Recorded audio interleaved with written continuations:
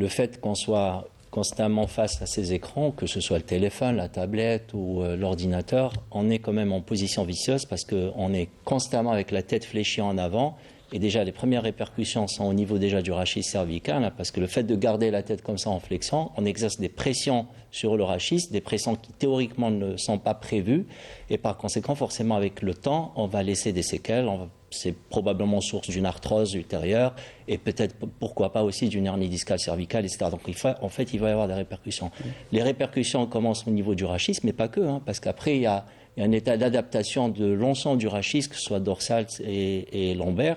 Et le fait qu'il y ait ces modifications peuvent entraîner par la suite des modifications qui sont malheureusement irréversibles avec des positions vicieuses, des syphoses dorsales, etc.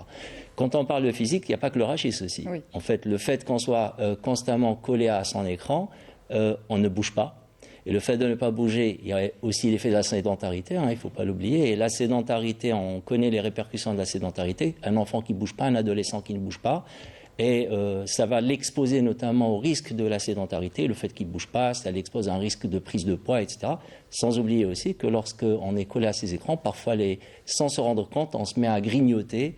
Et bonjour les dégâts, parce que voilà, c'est source d'obésité, c'est source aussi de complications cardio-métaboliques, etc.